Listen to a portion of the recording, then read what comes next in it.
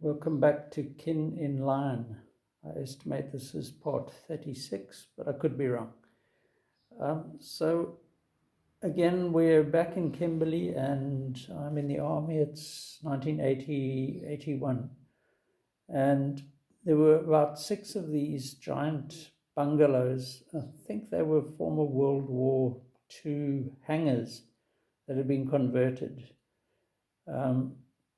So it's interesting that actually one of those hangars was burnt down. There was a clear gap with just a concrete floor remaining.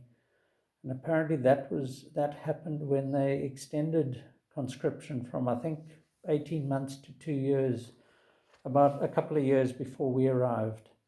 So there was a bit of a protest, it seems, and the chaps who were about to finish were suddenly told they had 6 more months. That's as I understand it. Anyway, I drew this bungalow with this sort of kind of roof. I can't remember. I think it even had a ceiling inside, but I could be wrong. So we'll probably see a few more sketches in and of the bungalow. There is this chap here on the back. He's desperately trying to avoid getting in focus. Yeah, no, he is a tricky bugger.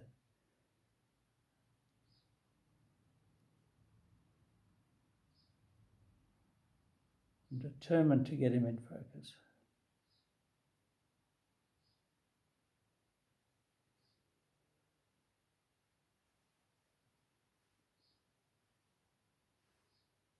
Yeah, took that long, eh? So that be a lesson to us. So suddenly now he's happily in focus. But this was obviously drawn from the imagination, and some emaciated figure. What that was all about, I'm not sure.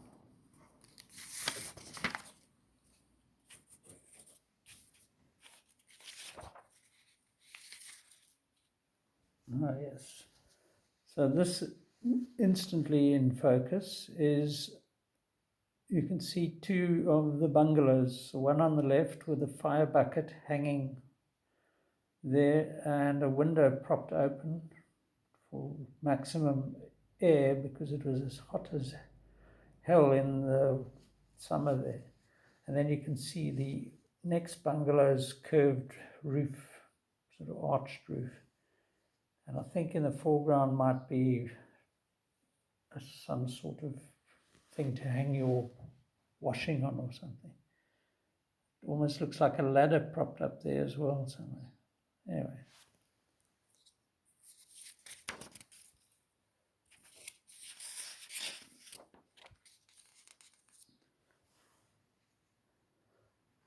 Curious composition here, but that mast, I think, would have been at the base, at the headquarters of the base.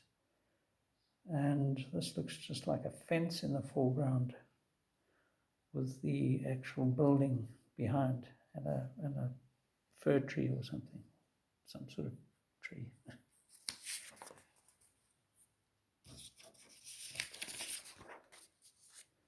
And then, the imagination takes you where your heart wants to be, I guess. And this looks like a sort of parody of a woman, but anyway. Wouldn't like to actually meet her in a bar.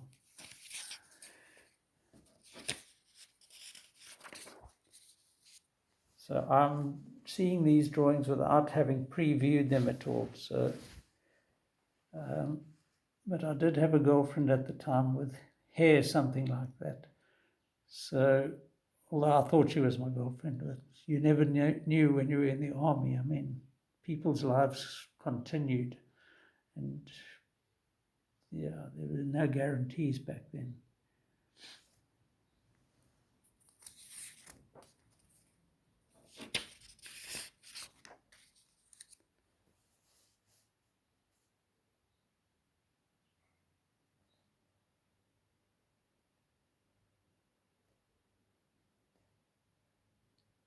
yeah, that's the memory.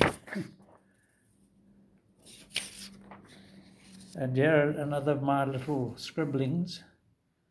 And as one grows older, one realizes the ideals one early aspired to are not practically attainable, and so on. So, yeah, imagine being 24 again and worrying about life and what it holds for you. So here I kind of even framed this one, which is a composite of some of my colleagues. That's Mr. Cater in the foreground there, bottom. And yeah, little heads, like mice down there, some of them. And this is quite an interesting thing. So this I kept because of a drawing on the back, but look at that. Population is the target of the struggle, fight terrorism relentlessly, win hearts and minds with understanding. So that was the whole premise of this intelligence course, was you were supposed to win the hearts and minds of the people, and I think they got that from Chairman Mao or somebody. It was a communist thing. But yeah, I actually kept it because I did these sketches on this page. This guy's mouth, he actually did have a mouth that sort of drooped like that, and I obviously just exaggerated it unintentionally. I mean, that's just how you draw. You don't draw with malice, you just draw what you see. And there's a cup, what were these cups made of? It was a sort of plastic, I guess, but everybody had them. These were army issue cups that you drank continually your tea from. And there's the dreaded beret again.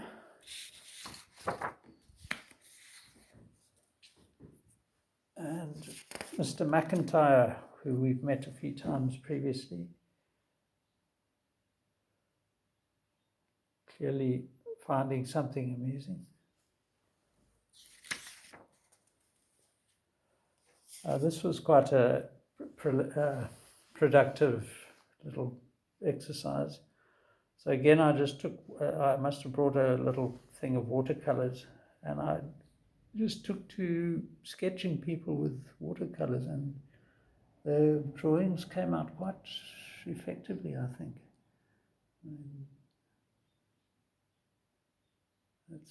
For me, this is a great little painting.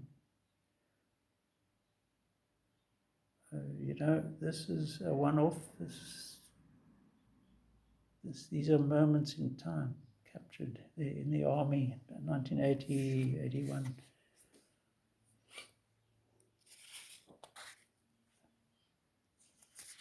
This goes this way. So this is our friend Mr. McIntyre again, done with felt tip pens, and yeah.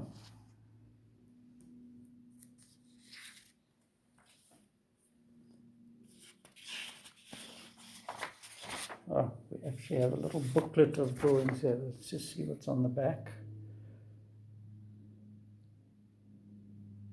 Again, it's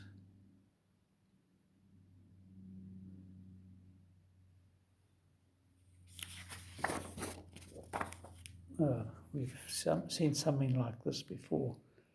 Vertrouwelijke vragenlijst, confidential questionnaire.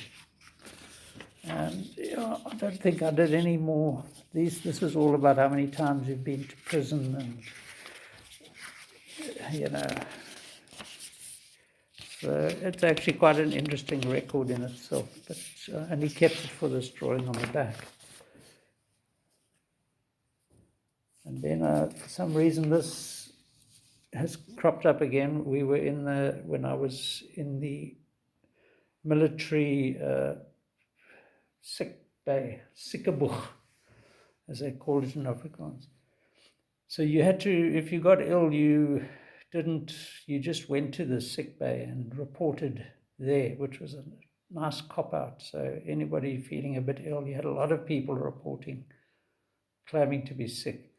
But I obviously had the shingles, so when one eye was closed, and that's when I drew this guy making his jigsaw puzzles across the way from me. Most of the other guys had chicken pox, which is apparently a form of similar to shingles. Yeah, he was obviously reading something, and I just got his hand in the right spot and him looking up. There's a book suggested there where you can't see it.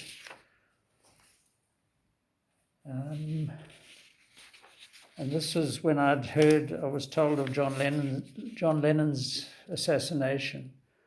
And this was a view I just sort of did from my bed out the window, a sort of semi-abstract. Yeah, there was a big tree there. I think there was a football field or a rugby field nearby. Sure.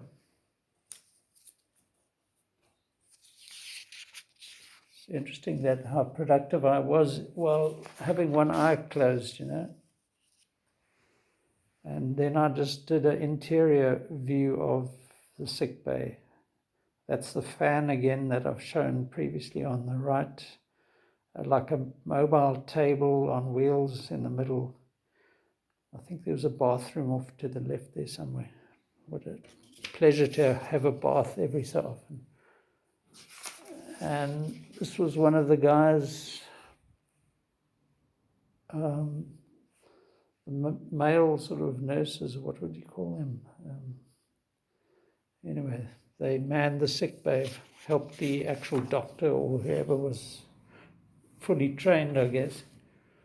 Now we've got a little drawing book. It looks very South African with its zebras. These are birchall zebras. No, it could be mountain zebras. They don't have a shadow stripe on them. Anyway, more of the same, more army characters.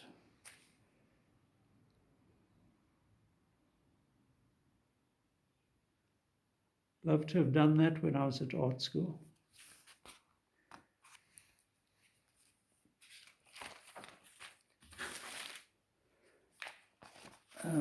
But I see this is from a later era, so I'm going to come back to this drawing book.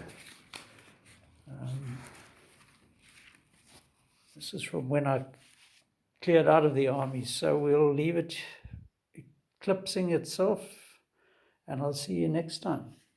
Cheers.